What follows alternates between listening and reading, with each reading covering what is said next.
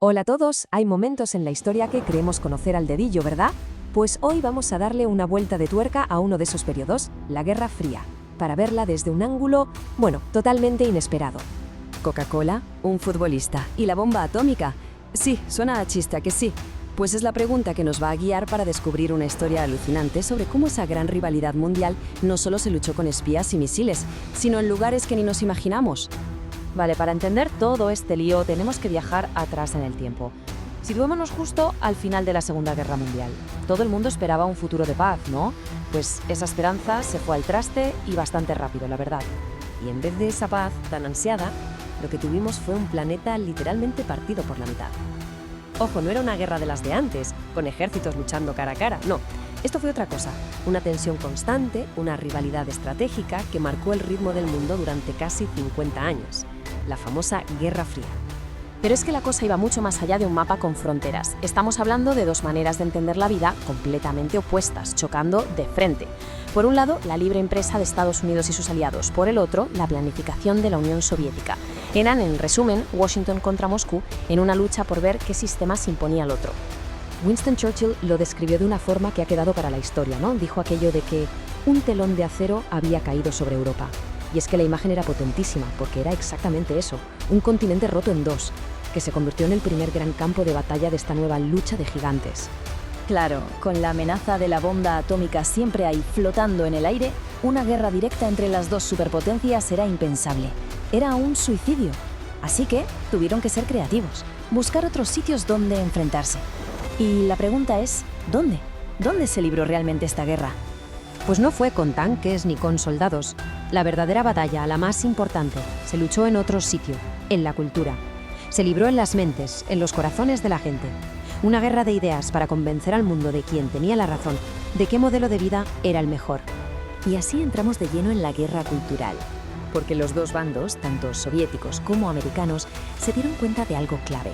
Una película, una canción o un libro podían ser armas de propaganda tan eficaces o más que un misil. Y que nadie piense que esto fue algo improvisado. Que va, fue una campaña súper organizada. Por ejemplo, el bloque soviético montaba grandes congresos de intelectuales por la paz. La respuesta de Occidente, pues crear el Congreso por la Libertad de la Cultura en 1950. El objetivo era claro, defender su libertad de pensamiento frente a lo que llamaban la censura totalitaria. Conferencias, conciertos, libros, todo valía. El arte se convirtió literalmente en un arma más. Y hablando de escenarios de guerra, hay uno que es alucinante por lo surrealista que fue, Berlín. Una ciudad partida en dos. Y justo ahí, en plena primera línea del frente, ¿qué se le ocurre a Hollywood?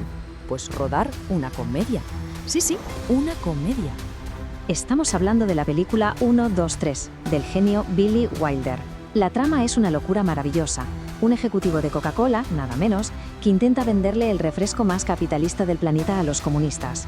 Y lo más increíble es que Wilder se plantó a rodar allí, en Berlín, justo en el momento en que estaban levantando el muro. Imaginemos la tensión. La película es una sátira, pero de las que duelen, de las que dan en el clavo. Lo que viene a decir Wilder es, mirad, da igual de qué bando seáis, si capitalista o comunista. Al final, por debajo de toda la palabrería ideológica, a todo el mundo le mueve lo mismo. Sus propios intereses, la pasta, el poder. Y punto.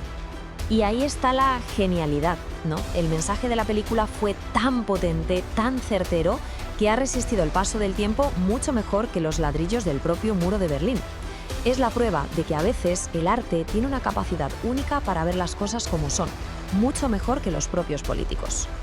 Vale, dejamos el cine. Porque, mientras tanto, esta guerra se estaba librando en otro tipo de campo, uno con césped y porterías.